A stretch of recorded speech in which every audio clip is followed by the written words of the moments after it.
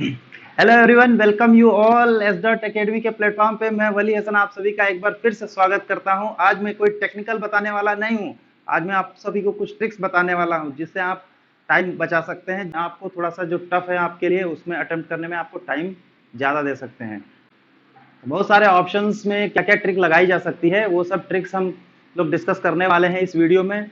ठीक है, मजा आने वाला है दोस्तों आप सभी को बहुत ज़्यादा। ठीक है, देखिए इसमें सबसे पहले है कि multiplication of two odd number is always odd. ठीक है, कोई भी अगर ऑड नंबर होता है, दो ऑड नंबर का मल्टीप्लिकेशन क्या होगा, हमेशा ऑड होगा। चाहे तो आप यहाँ पे चेक कर सकते हैं, 3 इंटू 7 ही कर लीजिए तो 21 आता है। 13 इंटू 15 कर लीजिए, कितना आया,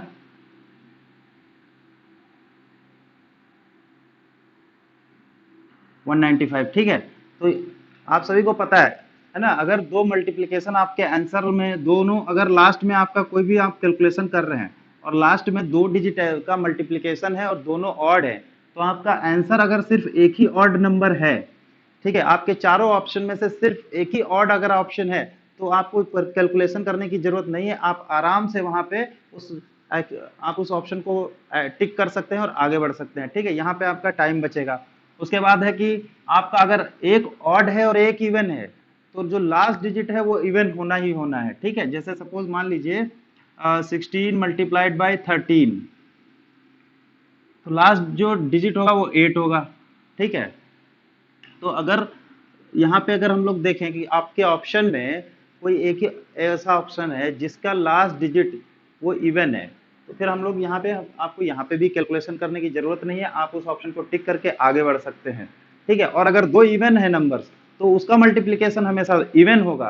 ठीक है, तो अगर दो इवन नंबर लास्ट में मल्टीप्लीकेशन करना है आपको, कैलकुलेशन में कुछ ऐसा आता है कि आपके दो लास्ट में जो कैलकुलेशन बची फाइनल, वो मान लीजिए कोई भी दो डिजिट, दो नंबर हैं मान लीजिए, जो कि क्या है कि इवन है, तो अब दोनों इवन नंबर हैं, तो आपका जो फाइनल आएगा वो इवन आएगा। ठीक है, यानी कि इवन आंसर आपका अगर एक ही ऑप्शन है, तो बस उसी को आप टिक कर दीजिए और आगे बढ़ जाइए।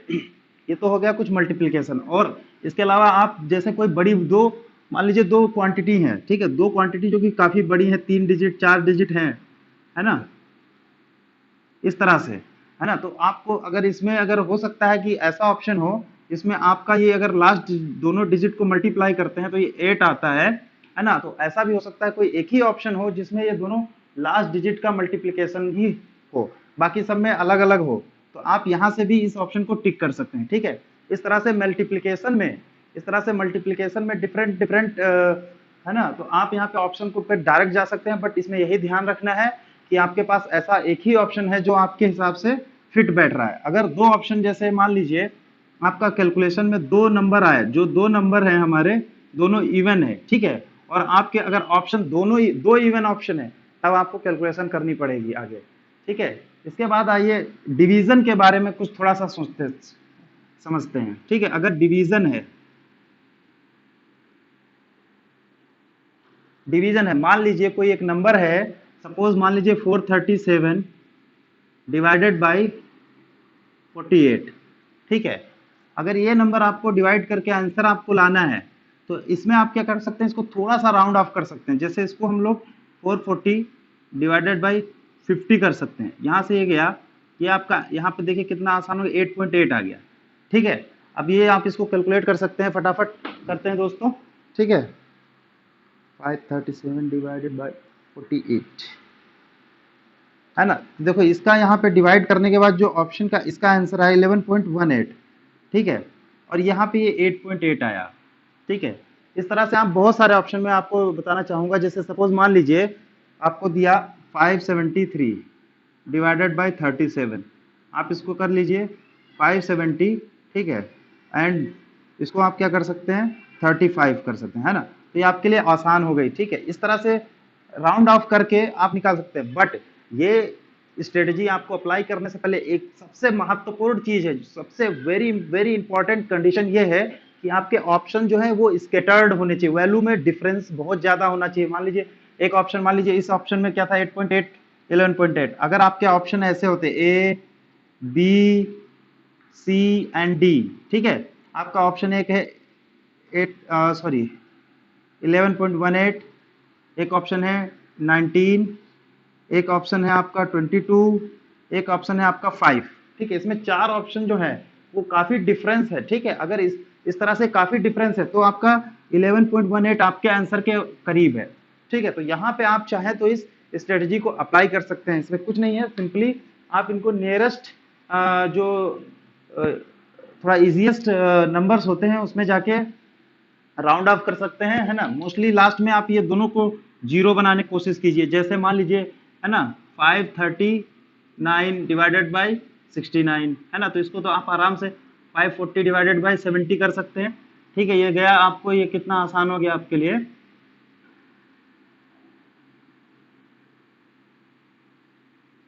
ठीक है, 7.9 आ गया। ठीक है, यहाँ पे आपको ये 7.9 के आसपास आ गया। ठीक है, 7.8 समथिंग, सॉरी 7.8 समथिंग आ गया। ठीक है, अब देखिए 539 और 69 को हम लोग डिवाइड करके देख लेते हैं। 539 डिवाइडेड बाई 69 और ये आपका आंसर आ गया 7.81। ठीक है, 11। ठीक है, तो इस केस में क्या होता है, बहुत आसान हो जाता है। जितना ही अगर कोई हमारा ऐसे डिजिट्स हैं जो कि राउंड ऑफ करके जीरो के आसपास आ रहे हैं, तो बिल्कुल आप बहुत आसानी से कर सकते हैं। ये सब जो आपको स्ट्रेटजी है, ये जो टेक्निक है, ये आपको 1 सेकंड, 2 सेकंड, 4 सेकंड आपका टाइम बचा के आपके लिए, जो आपको क्वेश्चंस ऐसे हैं जो थोड़े टफ होते हैं, उनके लिए आपको अटेम्प्ट करने के लिए टाइम देंगे, एक्स्ट्रा टाइम देंगे। ठीक है, तो इस तरह से मल्टीप्लिकेशन और डिवीजन में आप लोग जो है कुछ ट्रिक्स अप्लाई कर सकते हैं।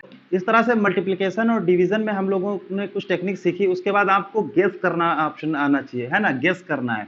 मान लीजिए हाउ टू गेस ऑप्शन। ठीक है, तो इसमें क्या होता है, सबसे पहला हमारा होता है बेस्ड ऑन यूनिट। ठीक है, हो सकता है कहीं पे किसी में भी आपको हो सकता है 4 ऑप्शन दिए हुए हैं। ठीक है, 4 ऑप्शन दिए हुए हैं, ए बी सी डी, है ना। इसमें हो सकता है कि आपकी वैल्यू जो है डिफरेंट डिफरेंट वैल्यू है, बट यूनिट आपने ध्यान दे लिया, और वो यूनिट हो सकता है सिर्फ एक ही ऑप्शन का सही हो। यूनिट हो सकता है एक ही ऑप्शन का सही हो, तो आपको कुछ करना नहीं है, उसको वहीं पर टिक मार देना है। ठीक है, यूनिट हो या उसका आप डायमेंशनल, अगर कोई मान लीजिए आपका क्वेश्चन है, उसमें लास्ट में आपके ऑप्शन में इक्वेशन आ रही है, उस इक्वेशन की आप फटाफट अगर डायमेंशन चेक कर सकते हैं, डायमेंशनल फॉर्मूला या यूनिट आप वहां से निकाल सकते हैं, तो उसको आप वहां से जो क्वांटिटी है ना, उस ऑप्शन में जो भी है, तो अगर उसका यूनिट और या डायमेंशनल फॉर्मूला, यूनिट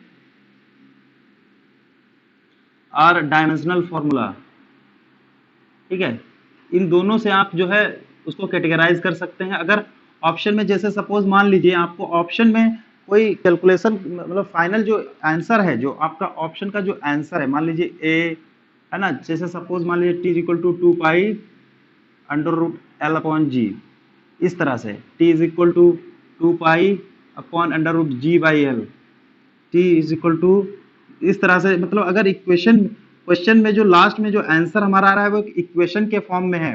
ठीक है, अगर इस तरह से कोई भी क्वेश्चन है, तो उस केस में हम लोग क्या कर सकते हैं, फटाफट, है ना, ये देख लेना है कि ये डायमेंशनली करेक्ट है कि नहीं है ना। डायमेंशनली करेक्ट है तो सर हम लोग वो अटेम्प्ट कर सकते हैं, भले ही हमको उसको ड्राइव करने का या कोई भी दिक्कत आ रही हो, भले ना पता हो, बट डायमेंशनल फॉर्मूला जो है अगर करेक्ट है, डायमेंशनल इक्वेशन अगर करेक्ट है, तो हम लोग उस ऑप्शन को आसानी से टिक कर सकते हैं।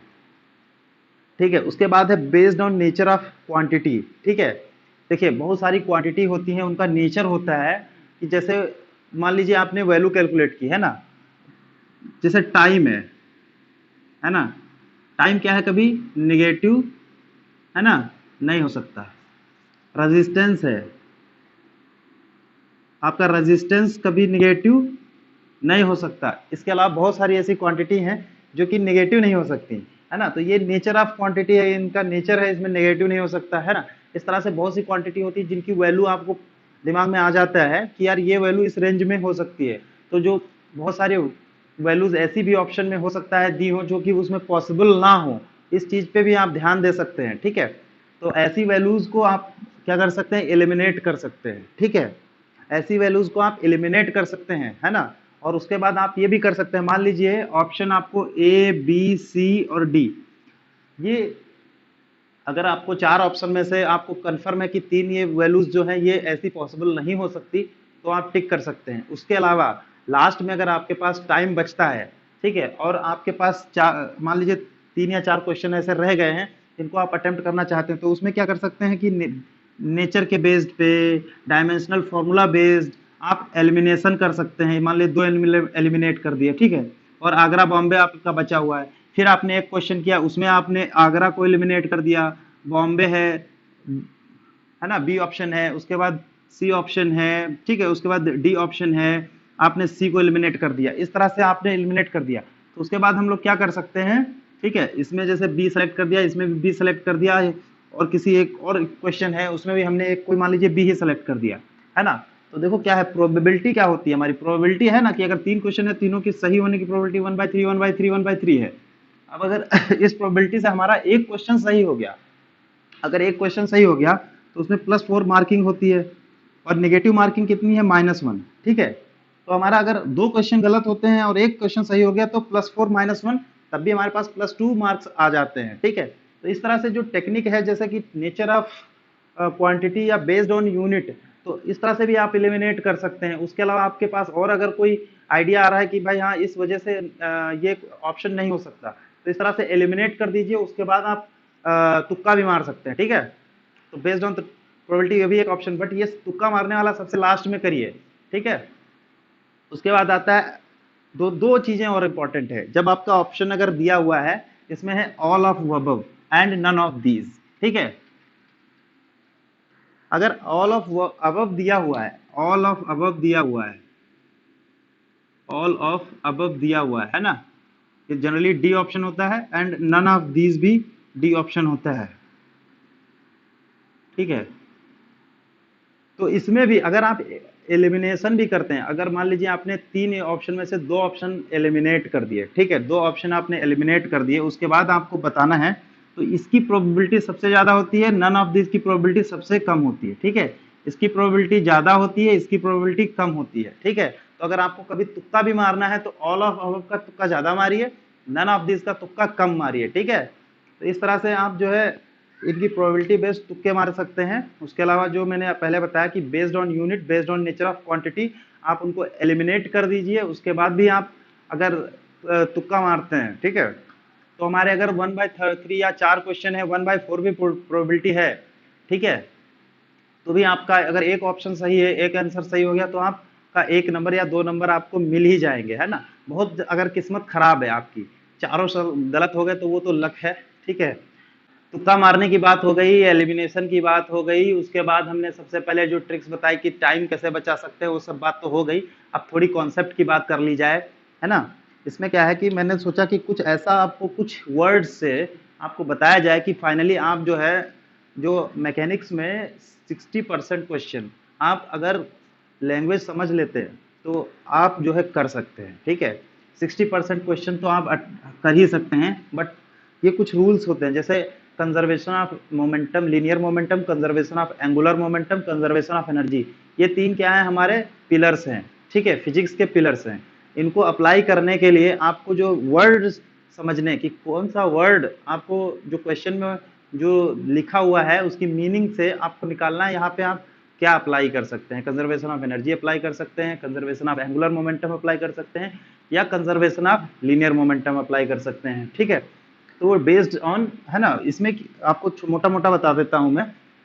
देखिए, कंजर्वेशन ऑफ मोमेंटम अगर है, चाहे वो लीनियर हो या एंगुलर हो, अगर एक्सटर्नल फोर्स सिस्टम में, एक्सटर्नल फोर्स नहीं है, ठीक है, एक्सटर्नल फोर्स नहीं है या एक्सटर्नल टॉर्क नहीं है, अगर आपको ऐसा कोई भी क्वेश्चन दिया है जिसमें एक्सटर्नल टॉर्क नहीं है, यानी कि सपोज 2 मूविंग ऑब्जेक्ट्स हैं, ठीक है, 2 मूविंग ऑब्जेक्ट्स हैं जिसकी वेलोसिटी दे रखी है, अब वो स्ट्राइक करते हैं कहीं, या तो आपस में स्ट्राइक होने के बाद एक मास, दोनों अटैच हो जाते हैं, या स्ट्राइक करके वो अपोजिट डायरेक्शन में चले जाते हैं, या बहुत सारी कंडीशंस हो सकती हैं। लेकिन अगर उसमें फोर्स की बात नहीं कर रहा है, और स्पेशली अगर सिस्टम पे कोई एक्सटर्नल फोर्स नहीं दे रहा है, तो जब फोर्स की बात नहीं कर रहा है और वो भी एक्सटर्नल फोर्स, तो वहां पे आप कंजर्वेशन ऑफ मोमेंटम लगा सकते हैं। Both conservation of linear momentum अगर अप्लाई करना है वो भी हो सकता है, और अगर लाइन ऑफ एक्शन यहाँ वहां पे कोई टॉर्क आ रहा है ना, या कपल फॉर्मेशन हो रहा है, तो वहां पे आप कंजर्वेशन ऑफ एंगुलर मोमेंटम भी अप्लाई कर सकते हैं। बट हाँ, एक्सटर्नल फोर्स नहीं होने चाहिए, ठीक है। उसके बाद आता है conservation of energy. Conservation of energy तो मोस्टली वहां पे ही अप्लाई करते हैं जहां पे अगर लॉसेज नहीं है, लॉसेज नहीं है, ठीक है, लॉसेज नहीं है, वहां पे हम लोग क्या कर सकते हैं, कंजर्वेशन ऑफ एनर्जी लगा सकते हैं। तो आपकी जो प्रॉब्लम्स है जिसमें 95% लॉस करने वाला फोर्स क्या होता है, फ्रिक्शनल फोर्स होता है, ठीक है, फ्रिक्शनल फोर्स ही होता है, ठीक है, जो कि लॉस करता है, जो कि ड्रैग हो सकता है, विस्कस फोर्स हो सकता है, या फिर किसी भी दो नॉर्मल जो सरफेसेस होती हैं उनके बीच में फ्रिक्शन फोर्स होता है, वो हो सकता है, ठीक है। अगर ये ड्रैग फोर्स, विस्कस फोर्स या फ्रिक्शन फोर्स नहीं है तो आपका वहां पे आराम से आप कंजर्वेशन ऑफ एनर्जी लगा सकते हैं, ठीक है। इक्वेशंस के लिए ही ये तीनों कॉन्सेप्ट को अप्लाई करके हम लोग जो है इक्वेशंस को फाइंड आउट कर सकते हैं और फिर उसके बाद आंसर सॉल्व, उसके बाद इक्वेशन सॉल्व करके हमारा आंसर आ जाएगा। तो अब मैकेनिक्स हो या इवन फिजिक्स का पूरा ही पार्ट जहाँ पे भी फोर्स और टॉर्क आ रहे हैं, जैसे इलेक्ट्रिसिटी, चार्ज, मैग्नेटिज्म और मैकेनिक्स, है ना, कहीं पे भी कुछ भी हो तो उसमें हमारा जहाँ पे भी फोर्स है ना, तो फोर्स अब मान लीजिए एक्चुअली होता क्या है, जैसे सपोज मान लीजिए आपको कुछ कैलकुलेट, कोई क्वेश्चन है उसमें कुछ आपको कैलकुलेट करना है। अब उसको कैलकुलेशन के लिए आपको क्या है कि 2-3 वेरिएबल आएंगे। अब 2 वेरिएबल में से मान लीजिए आपको एक वेरिएबल दिया हुआ है, 3-4 वेरिएबल हैं, तो उसमें 1-2 वेरिएबल, आपको वेरिएबल कैलकुलेट करने के लिए जैसा मैंने पहले ही बताया कि आपको इक्वेशंस चाहिए, ठीक है, इक्वेशंस चाहिए। तो आपको दिमाग में उस समय क्वेश्चन सॉल्व करते वक्त हो सकता है ये ना है कि यार इक्वेशन कैसे बनाए, तो आपको बस ध्यान देना है कि कोई भी अगर मैकेनिक्स में सिस्टम है या फिजिक्स में कोई सिस्टम है तो उसमें आप मैक्सिमम इक्वेशन कैसे बना सकते हैं। देखिए अगर फोर्स की बात हो रही है, कहीं पे भी फोर्स लग रहे हैं, तो आपको 2 इक्वेशन देखिए, एक एक्स डायरेक्शन में दे देगा, एक वाई डायरेक्शन में दे देगा। और अगर 3 डायमेंशनल प्रॉब्लम है जो कि बहुत थोड़ा सा बड़ी हो जाती है, ऑप्शनल ऑब्जेक्टिव में नहीं आती है, तो आप 3 डायमेंशन में तो फोर्स की इक्वेशन लिख सकते हैं, sigma F X is equal to 0। अगर बैलेंस हो रहे हैं तो बैलेंस कर सकते हैं, नहीं तो 3 इक्वेशन आप बना सकते हैं, एफ वाई इक्वल टू 0 और F Z is equal to 0। अगर हमारा सिस्टम इक्विलिब्रियम में है, ठीक है, इक्विलिब्रियम में है, तो आपको ये 3 इक्वेशंस आ जाएंगी, यहां से आप 3 इक्वेशन पा जाएंगे, तो आप कोई भी वेरिएबल कैलकुलेट कर सकते हैं, है ना। इक्विलिब्रियम में सिस्टम है ना, इक्विलिब्रियम में है।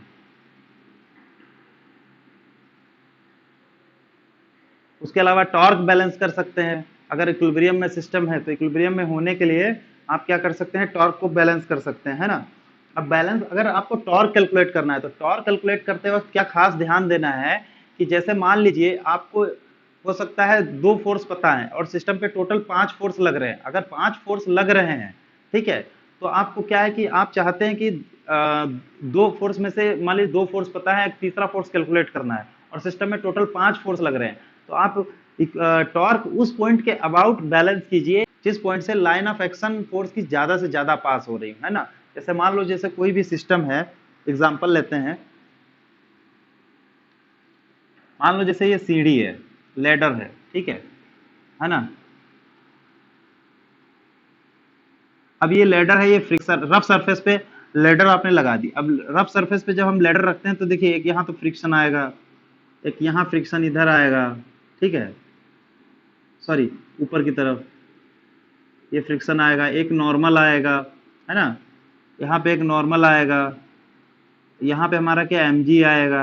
अब ये लेडर की प्रॉब्लम है, इसमें देखिए इसी से हम आपको एग्जांपल दे रहे हैं।